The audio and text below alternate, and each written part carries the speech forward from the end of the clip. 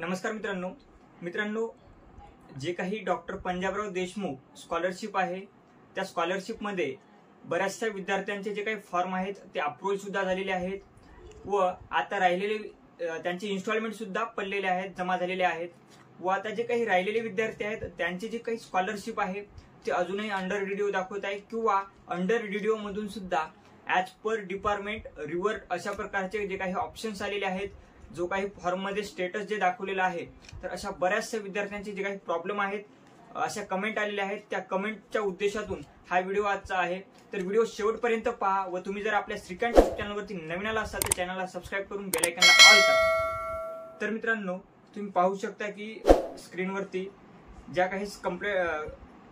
Comments आलेल्या आहेत त्या कमेंट्स मी तुम्हाला स्क्रीनवर दाखवत आहे की अंडर रिड्यू दाखवत आहे किंवा पंजाबराव देशमुखची स्कॉलरशिप जी काही आहे ते as per department request application revert please solutions अशा प्रकारच्या ज्या काही कमेंट आलेल्या आहेत। आता जे काही हे तुमचे पहिले जे फॉर्म होते ते अंडर रिड्यू मध्ये होते, आता त्या अंडर रिड्यू मधून फॉर्म जे आहेत ते डिपार्टमेंट जे काही तुमचं महाडीबीटीचं डिपार्टमेंट आहे त्या डिपार्टमेंट मधून तुमचे फॉर्म रिव्हर्ट केलेले गेले आहेत, म्हणजे तुमचे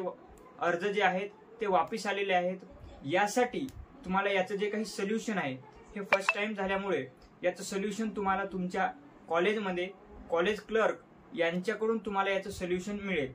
पण अजूनही काही याच्यावरती जे काही सोल्युशन्स आहेत ते आणखीन तर मिळालेले नाही, परंतु मिळाल्यानंतर